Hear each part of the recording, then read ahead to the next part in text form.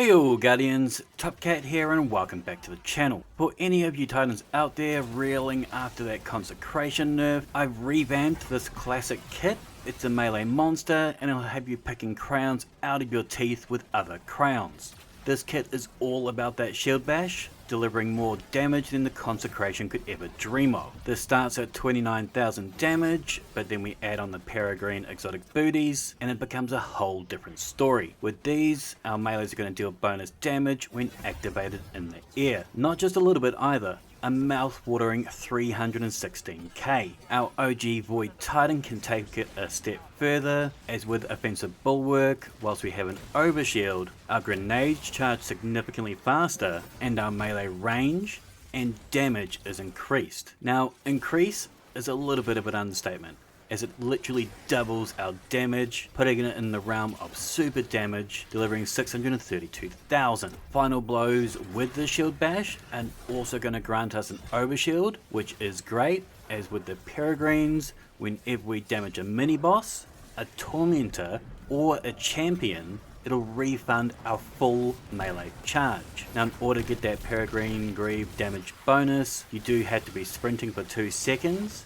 and off the ground for half a second in order to get that 225% damage increase. But even if we whiff the kill, we can keep that melee charge, and our shield bash will still apply that suppression. We run Echo of Exchange, so our melee final blows against yellow bars are going to give us up to 25% grenade energy. We're also using that impact induction mod, so whenever we cause damage with a powered melee, it's going to reduce our grenade cooldown by a further 12%. Now, traditionally with our Peri Greaves and Bulwark combo, we would also rock that Bastion aspect to give us void overshields whenever we pop down a barricade. I, however, have chosen another route. I've gone for that Unbreakable aspect instead, as when we hold down our grenade, it's going to create us a void shield. This is going to draw in hostile fire to give us a more mobile defense over a standard barricade, and this too will give us an overshield over time. Now, we just need the smallest amount of overshield in order to get that double damage from our Bulwark aspect, so I'll often just tap block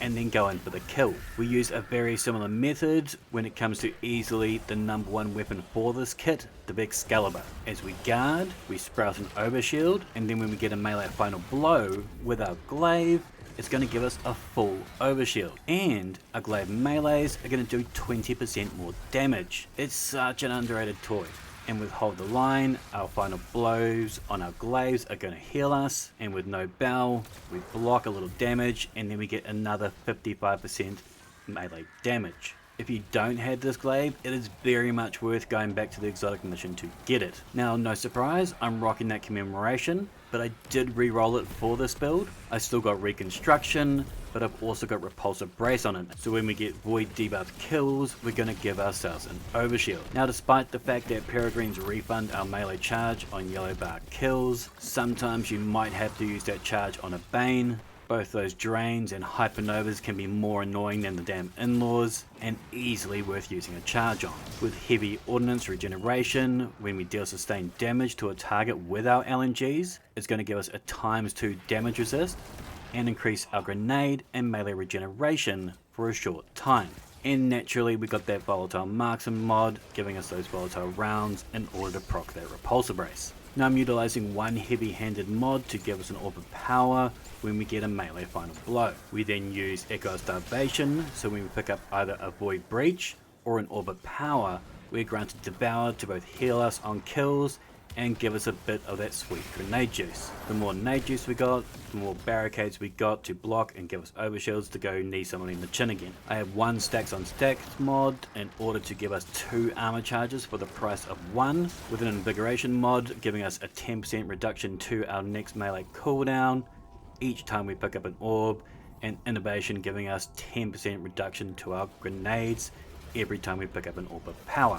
Our armor charge goes to our 1-2 finisher on our Bumtail, and this gives us 70% of our melee charge. But of course, this only activates it when we need that charge, so feel free to finish even if she's not done. I've got that proximity ward giving us a 200 HP shield whilst performing a finisher, and with Echo Cessation, with my finishers, it's going to create a volatile explosion.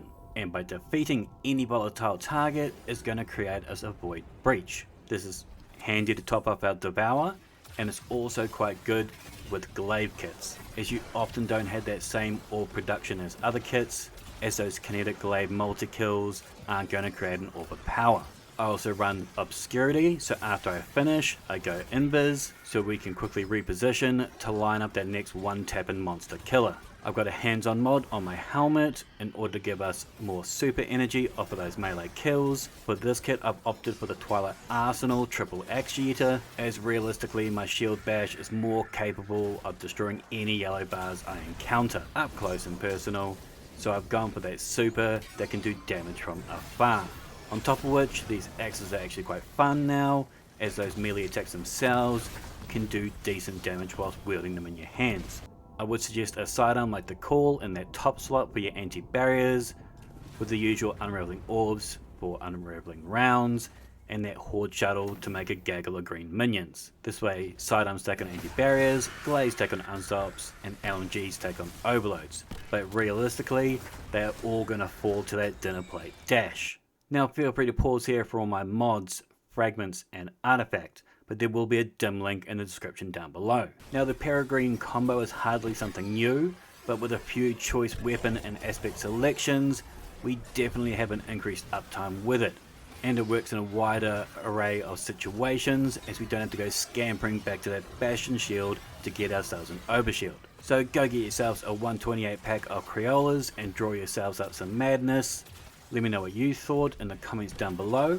Make sure to thumb it if you dug it, sub if you're new, and as always, tippy time damies, what a tie.